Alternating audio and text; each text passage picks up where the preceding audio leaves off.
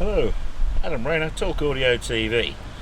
I'm in a car park in a place, well, I called it Basaleg or Basaleg last time I was here, and got roundly told off by the locals because there's Basaleg in it. I'm here for a bizarre outdoor thingy which has nothing to do with this, but I have this lovely Volvo V90 cross-country, all-wheel drive that is, so V90XC, here on loan from Volvo Car UK.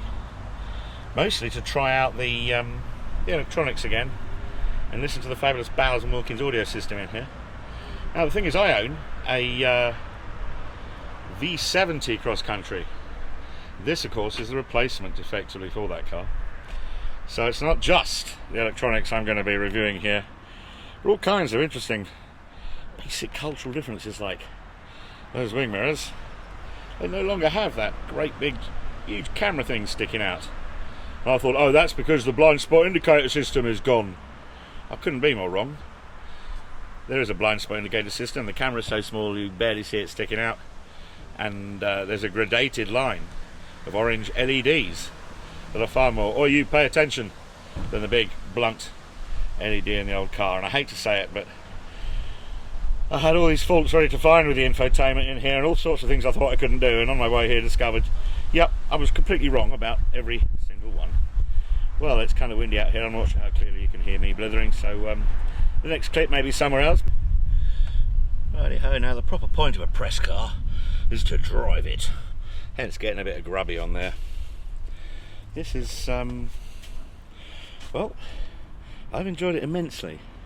The funny thing is though, is the magic words cross-country, which you can see, and the dappled light here, carefully chosen, are pretty much the only signs that this is the rugged off-road version.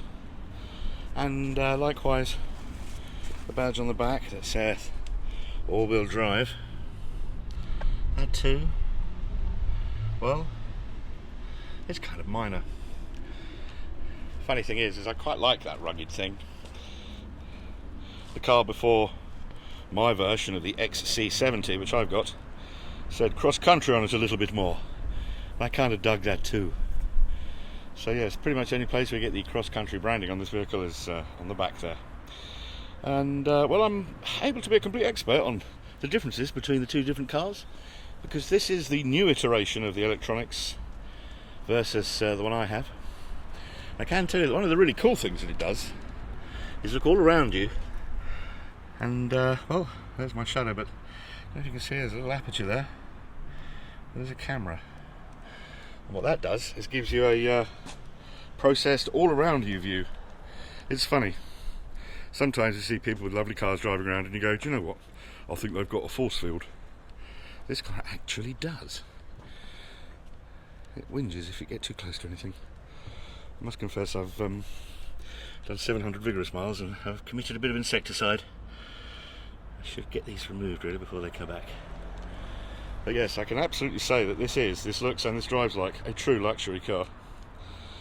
Absolutely gorgeous. The one thing I was worried about happening definitely has, which is me getting a little bit unhappy about the stuff in my own. Let's get inside and I'll take you through a bit. Well, first of all, the big elephant in the room is the Bowers and Wilkins sound system.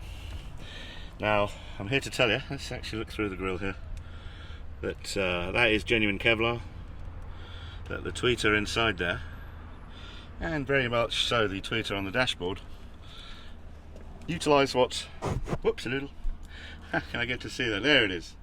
They use what's called Nautilus technology, meaning there is a tube on the back of that there tweeter,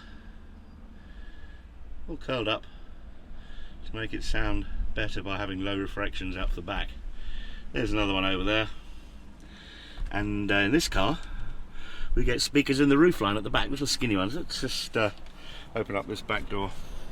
It's funny, you know how you get positions on some cars where there's a switch and it's for something you don't got? I thought, oh bless them, they don't have that on this, because mine's got a lock the car or unlock the car thing there. It's no longer a rubber thing that can rot and perish. You just stroke it with your hand and it works through the paintwork. It's actually better. Pardon me, part of a long list of improvements. I thought, where's the petrol release? If the car's unlocked, you can just bap it.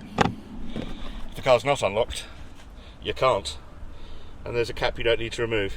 Even the petrol system's gone diesel system's gone a bit clever, fueling. So yes, in here, if we can see in the back there, speaker grille positions. One thing that isn't included in this car is the dog grille that is included in the XC70 now. Moment silence for. But you can absolutely get that for this, I'm sure. Let's just hop in. Okay, we're inside now, and at the risk of doing a little bit of committing the offence of standing running the engine, I'm going to show you what happens when we power up. You can choose what to have in the middle of that display there. I choose to have the navigation, and in fact it does show a rather clever version. This is where we're at. Car park on Bushy Heath, and setting destination. This is the only thing I don't really like about this, because basically you have to go up here to find address, and then you have to enter the city or postcode. That's when you can enter a postcode. And bizarrely, with British postcodes, well, we only really have WD2, I don't know, you have to put in the space yourself. It's still a little clunky, and it still goes to the street, so that's my little tiny whinge about that. It's there are still huge improvements versus the sat-nav in mine, which only finds the streets and doesn't often have the complete thing. So, let's have a little check out of some of the stuff on here. Not navigation settings, we want to go, let's, what happens if we go like this? Here we go, yes, a whole screen full of stuff. Now then, sound experience. This is rather cool. We looked at that on the previous video, so I'm not going to go too deep into that. I can tell you that it is unbelievably groovy sound in here. Because of the woofer and the way it works, though, one interesting thing is that, well, open Windows music isn't quite as easy in here. If you open the window, you create an acoustic short circuit to the outside world, and a lot of that amazing infinite baffle bass disappears. But let's go, car status, no. Car functions. Gosh, where are these things? Finding these things can be a little bit information-y, overloadedly.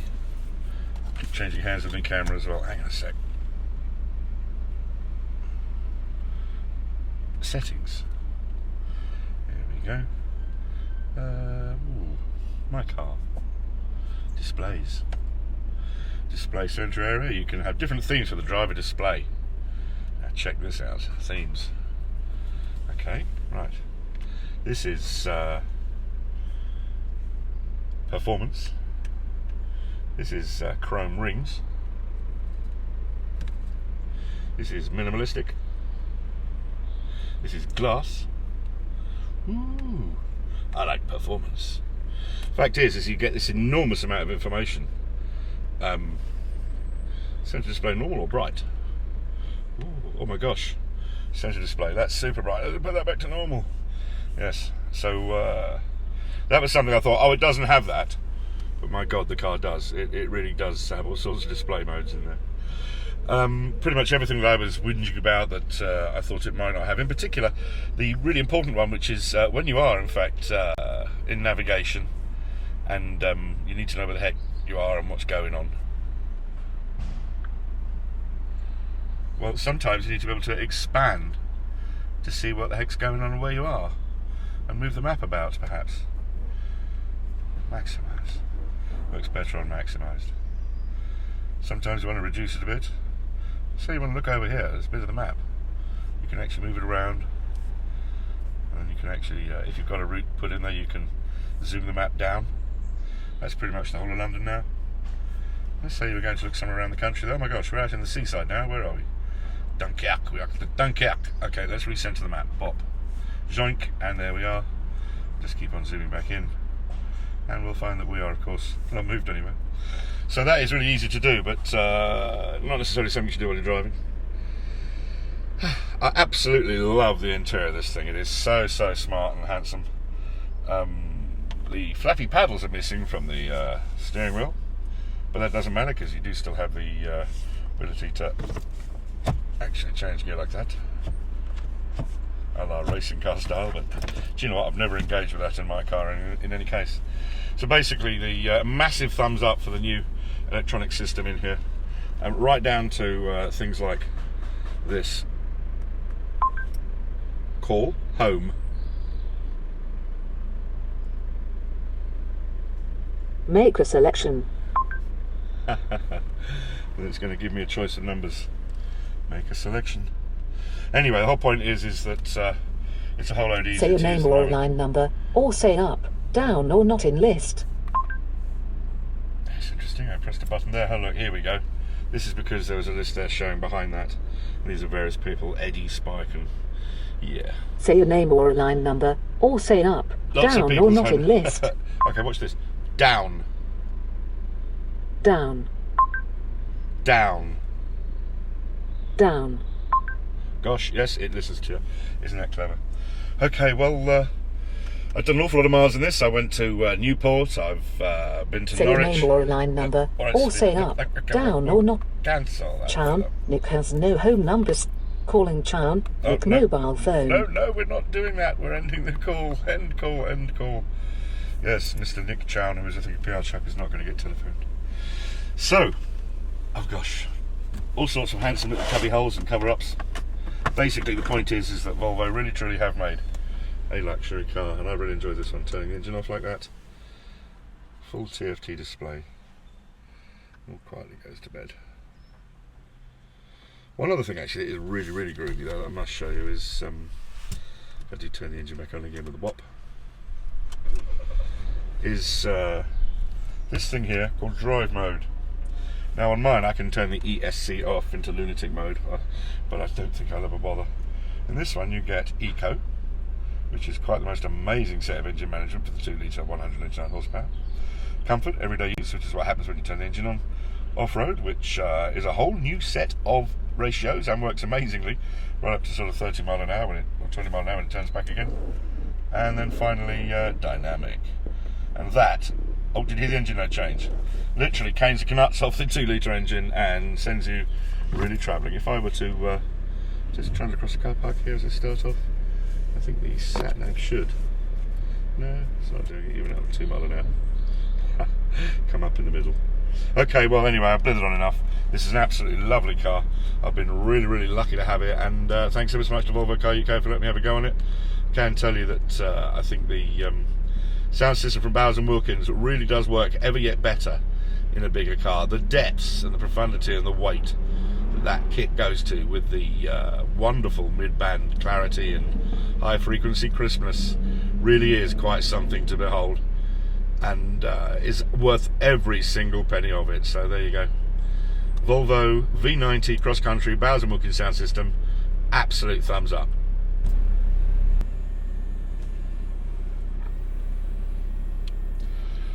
The resolution of these cameras is way better than the one on mine, and if you change gear it gives you different indications around the screen about what's going on. It's quite amazing while you're trundling. I have to say that the angling headlamps work a lot faster as well. This really looks weird. I'm hoping somebody will sort of drive past, because cars look absolutely huge and sort of stood up because of weird distortions going on. I think you can just see a little bit of the what's that, the neighbour's car there. Basically it sews all the images together, and I'm alongside the verge outside my house. So yeah, it's a little bit strange, and it's effectively looking at your car from overhead using front cameras, rear cameras, and a bunch of clever digital image technology. All in all, bloody brilliant. And here comes someone down the road, just so you can see how it looks.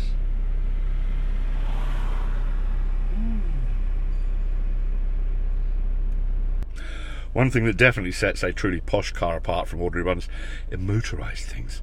Massive sunroof in here, check this out. La, la, la, la. Huge curtain that goes all the way down the whole length of the car and opens up to reveal that lovely blue sky. And if I then do it again, ooh. It is of course tilt and slide. You can sort of send that forwards, and there's a little bit that just sort of opens up, but one press and it all comes back again. There's another one in the boot. Do you know, I spent ages struggling, going, how does this thing bloody work? I couldn't do it. And as you shut the boot thing motorises. Do you want to see that too? Of course you do. Another feature of modern fancy cars is the fact that you can open the boot with a button press. In this case it's on the remote, as well as being on the button inside. Capacious boot. Now let's turn that ND filter off because it's assigned out here but not inside the car. I struggled with this, I really did. I got hold of this, I came down to this rail and I thought, well, I put it in there. It just kept sliding out. I'm thinking, but you can't see out the back of the car. What the? No. And I struggled with it, and finally I went to give up and press the button. And there's a button for shut and lock. But if I just press this one, did you see it motorise? Did you see it go? Let's do that again.